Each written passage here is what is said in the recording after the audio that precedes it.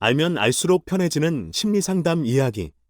알면 알수록 편해집니다. 안녕하세요. 심리상담사 최혁찬입니다. 이런 사람은 꼭 조심하세요. 반사회성 성격의 사람입니다. 좋아요, 구독과 알람 설정 꼭 부탁드려요.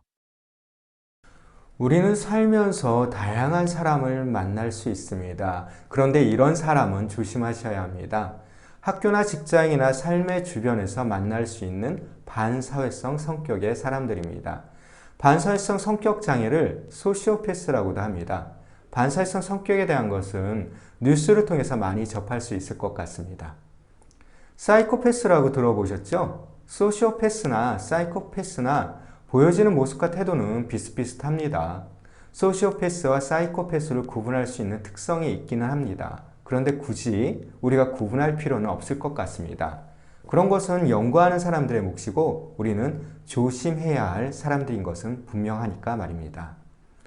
영화나 드라마 좋아하는 분들 많으시죠? 그 중에서도 스릴러나 공포물을 좋아하시는 분들도 많을 것 같은데요.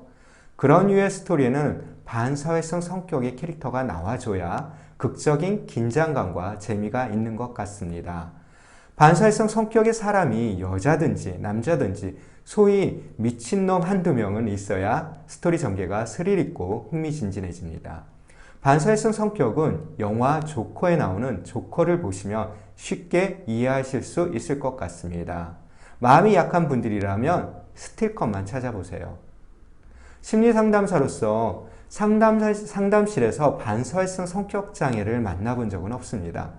반사회성 성격장애는 상담실에서 만나기 어려운 케이스입니다. 아무래도 반사회성 성격장애의 사람들은 민사상 사기나 형사상 폭력 범죄를 저지를 가능성이 높습니다. 그러다 보니 교도소에 수감될 가능성도 많습니다. 아마도 교도소에서 심리상담을 하시는 분들은 반사회성 성격장애를 많이 만날 것 같습니다. 이처럼 반사회성 성격장애의 범죄 가능성이 높기 때문에 우리는 피해자가 되지 않도록 조심해야 합니다. 반사회성 성격의 특성이 있습니다. 반사회성 성격은 사회적인 규칙이나 법을 잘 안 지킵니다. 개인 간 약속도 잘 안 지킵니다. 사람들에게 거짓말이나 사기를 매우 잘 칩니다. 매우 폭력적이고 공격적인 태도를 보입니다. 다른 사람에게 금전적이나 육체적 피해를 입히고도 무관심하거나 자기 합리화만 합니다. 공감 능력이 거의 없다고 보시면 될 것 같습니다. 어찌 보면 무섭도록 적반하장이고 안하무인 같은 성격입니다. 그래서 민형사상 피의자가 될 가능성이 높은 것입니다. 반사회성 성격장애는 의학적인 치료 목적의 진단명이기도 합니다. 아동 청소년이 반사회성 성격의 특성을 보이면 품행장애라고 합니다. 품행장애 아이들은 폭력, 방화, 도둑질, 거짓말, 가출 등 난폭하고 무책임한 행동을 반복적으로 하면서 다른 사람들을 고통스럽게 합니다.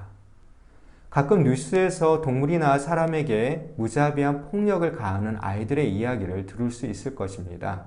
이러한 아이들이 품행장애 진단을 받을 가능성이 높습니다.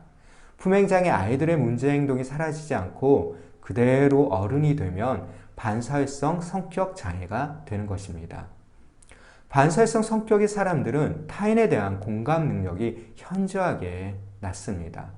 그래서 자신의 행동으로 인한 결과로서 타인의 고통에 무감각합니다.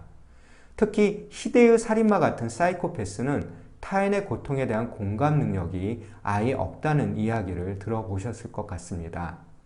소시오패스인 반사회성 성격의 사람이 잔인하고 폭력적인 행동을 할 수 있는 이유입니다. 그래서 반사회성 성격의 사람들에게 상처를 받은 사람들이 너무 고통스럽다 보니 심리 상담을 필요로 합니다. 모순적이게도 정작 심리 상담이 필요한 반사회성 성격은 심리 상담에 대한 욕구가 전혀 없습니다. 반사회성 성격 장애 진단을 받은 사람을 만나는 것은 교도소를 찾아가지 않는 한 별로 없을 것 같습니다. 그러나 반사회성 성격 성향의 사람들은 주변에서 쉽게 만날 수 있습니다.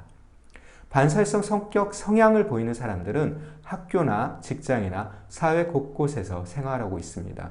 그래서 반사회성 성격 특성이 보이는 사람이라면 항상 조심하셔야 합니다. 특히 반사회성 성격 성향의 사람과는 절대 술을 같이 마시지 마세요. 알코올은 정상적인 사람들의 폭력성과 공격성도 키울 수 있습니다.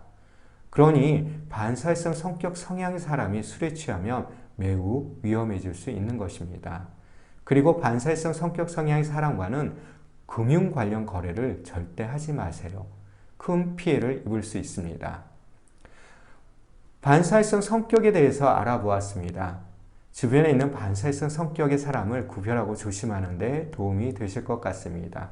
시청해 주셔서 감사합니다. 고맙습니다.